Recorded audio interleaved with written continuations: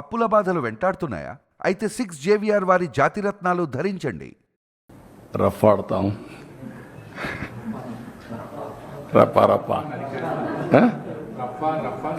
రఫా నరికేస్తాం, లేదంటే గంగ జాతరలో బలి ఇచ్చేస్తాం. ఒక గంగమ్మ జాతర కాదు, గంగమ్మ ఎవ్రీవేర్ ఉంటుంది, తిరుపతే కాదు. ఆ గంగమ్మ జాతరలో పొట్టేళ్లు నరకడం అలవాటు. ఏ ఊరికి ఆ ఊరు ఇది ఇస్తారు, బలిస్తారు, పశువులు బలిస్తూ ఉంటారు. అది ఇప్పుడు మాట్లాడే పరిస్థితి. ఊర్లో గ్రామ దేవతలు కూడా ఇచ్చేవాళ్ళు ఒకప్పుడు. ఒక ఊర్లో గ్రామదేవత ఉంటే శక్తిని బట్టి ఒక పొట్టేల్ని బలిచ్చేవాళ్ళు. అప్పుడు అది పెద్ద ఫంక్షన్ చేసేవాళ్ళు ఊర్లలో. మేము చిన్నప్పుడంతా చూసాం. ఇంటికి ఒక ప్రతి ఒక్కడు పెంచేవాడు ఒకదాన్ని, ఒక పొట్టేలు పెంచేవాళ్ళు, కొనేవాళ్ళు. కొని దాన్ని బలిచ్చి అక్కడి నుంచి దాన్ని ఇచ్చేసేవాళ్ళు. అట్లా ఏరియస్ అంటే అంత ఆ స్టేజ్కి వెళ్ళిపోతున్నారు వీళ్ళు. ఏం చెప్తా, డెఫినెట్గా చట్టబద్ధకి వస్తుంది. ఎవ్వరికి కూడా హక్కు లేదు ఇష్టానుసారంగా టెర్రరిజం క్రియేట్ చేయడం, లేకుంటే ప్రొవోక్ చేయడం. ఒకప్పుడు రాజకీయాలంటే ఒక బ్యాడ్ ఎలిమెంట్ ఉంటే వాటితో అసోసియేట్ కావాలంటే భయపడిపోయేవాళ్ళం, పక్కన రానిచ్చేవాళ్ళం కాదు. ఇప్పుడు వాళ్ళతోనే రాజకీయం చేసే పరిస్థితికి వచ్చేసారు. That is dangerous trend. Sir, Jaganmohan Reddy ఒక కీలకమైన మాట మాట్లాడుతున్నాడు సార్. తన వెనకాల వస్తున్న జనాన్ని చూసి భయపడిపోతున్నారు, అందుకే నా ప్రోగ్రామ్ని కండక్ట్ చేయకుండా ఆపే ప్రయత్నం చేస్తున్నారు. ఇప్పుడు ఎందుకు ఇప్పుడు ఇంక 4 ఏళ్ల తర్వాత కదా నువ్వు మాట్లాడేది, అప్పుడు చూద్దాం నీ కథ. ఎందుకు ఊరికి ఇప్పుడు ఎందుకు అవన్నీ అంటే అట్లా మాట్లాడి బతకాలని చూస్తున్నారు. తప్పది.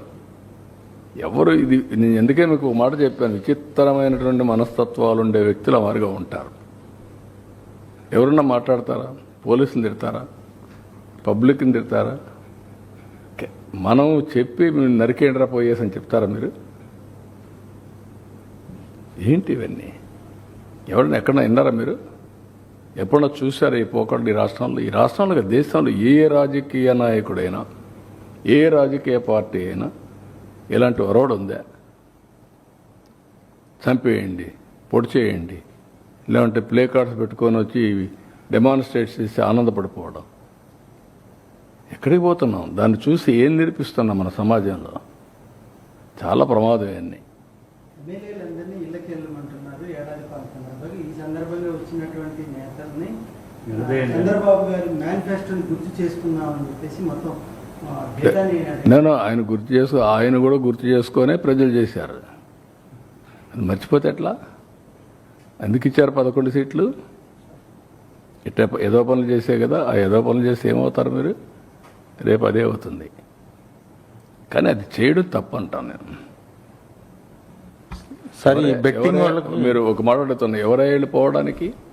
పోలీస్ చెప్పిన తర్వాత నేను ఎప్పుడన్నా పోయామా? మమ్మల్ని ఊర్లకు పోతాం ఒక 2 కార్లు అంటే పంపించారా?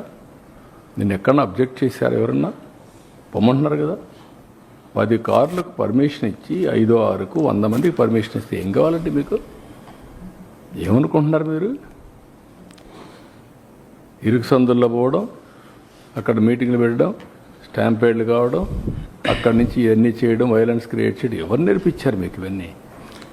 పోలీసుల మీద మళ్ళా బ్లేమ్ చేయడం, బురద వేయడం. ఎక్కడ దొరుకుతాయి ఇవన్నీ? కొంచెం ఒక పద్ధతి, ఒక ప్రొసీజర్, ఒక హుందాతనం ఉండాలి నాయకులకి.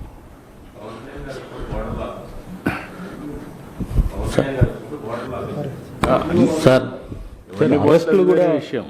సార్, అరెస్టులు బెట్టింగ్ వాళ్ళకి సీరియస్గా జగన్మోహన్ రెడ్డి ఒక మాట చెప్తున్నారు. ఉద్దేశపూర్వకంగానే కొంతమందిని పేర్లు సెలెక్ట్ చేసుకుని అరెస్ట్ చేస్తున్నారు అనేది జగన్మోహన్ రెడ్డి ఎందుకు చేస్తారండి? చట్టం దాని ప్రకారం అది పనిచేస్తుంది.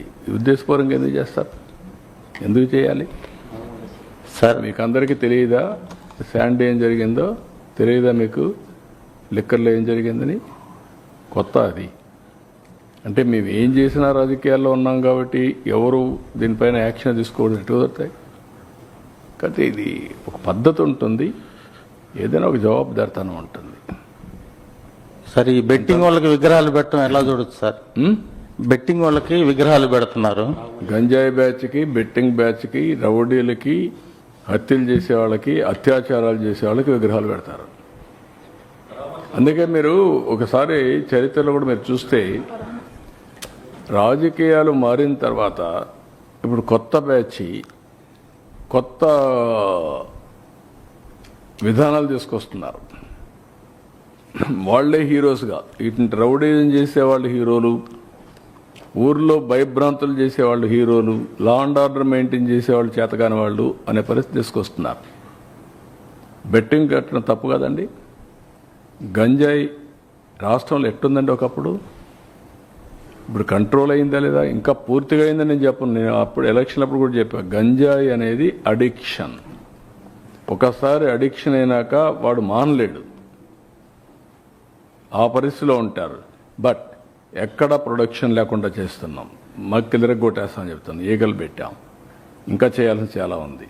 గంజాయి కానీ అది మన డ్రగ్స్ కానీ ఇప్పుడు ఏంటంటే ఎక్కడన్నా పోతే ఎంత బాధేస్తుందంటే, 3 ఏళ్ళ అమ్మాయి పైన రేప్ చేస్తారా? అరే హ్యూమన్ బీయింగ్, నీ మైండ్ అంత ఖరాబ్ అయినాక నీ మైండ్ ఎట్ట బాగు చేస్తామండి నేను అడుగుతున్నా. ఒక మనిషి యొక్క మైండ్ ఇంత ఖరాబ్ అయిపోతే, వాడు ఉన్మాది మార్గ తయారైపోతే, ఈ ఉన్మాదులతో సమాజానికి ఎవరికి రక్షణ? మీ పిల్లలకు రక్షణ? లేదంటే మీ ఇంట్లో మీ మిస్సెస్ రక్షణ ఉంటుందా? ఆడబిడ్డ బయట వస్తుందా? ఎక్కడికి పోతున్నా? ఇవి కంట్రోల్ చేయాల్సిన మెకానిజం రాజకీయ నాయకులు ఇష్టానుసారంగా సపోర్ట్ చేయడమా? అంటే ఏమనుకుంటున్నారు? ఏం చేసినా జరిగిపోతుంది అనుకుంటే ఎట్లా అవుతుందండి? నాకేం కోపంతో తీవ్రవాదుల పైన పోరాడానా? కోపంతో ఫ్యాక్షన్ రాజకీయాల పైన పోరాడానా?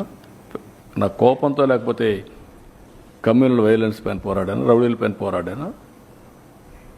ఆ రోజు వాళ్ళు సెపరేట్, రాజకీయ ముసుగులో ఉండే కమ్యూనల్ ఎలిమెంట్స్ కూడా హ్యాండిల్ చేశాం. తీవ్రవాదులు కూడా కొంతమంది సపోర్ట్ చేసి వాళ్ళని ఐసోలేట్ చేసి ఎడ్యుకేట్ చేసి ఫైట్ చేశాం. ఒకసారి ఆ సమస్య వచ్చిన తర్వాత అది కూడా కొంత ఐడియాలజికల్ అంటే కాదు, మీకు సాధ్యం కాదని నేను ఆ రోజు చెప్పాను. ఇది సాధ్యం కాదని చెప్పాను నేను. ఇది రాజకీయ, ఆర్థిక, సామాజిక సమస్య. దీన్ని మీరు ఒకే దానికి ఇది తుపాకీతో మేము మొత్తం మార్చేస్తామంటే కుదరదని నా థీరీ. నేను ఫస్ట్ నుంచి అది చెప్తున్నా. రౌడీజం చేస్తే ఏమవుతుంది తెలుసా? మీ ఊర్లలో ప్రజలందరూ గుర్తుపెట్టుకోవాల్సిన అవసరం ఉంది ఈ విషయంలో. ఒక ఊర్లో ఒక మంచివాడు ఉంటాడు. మంచివాడు ఊరంతా సపోర్ట్ చేస్తారు.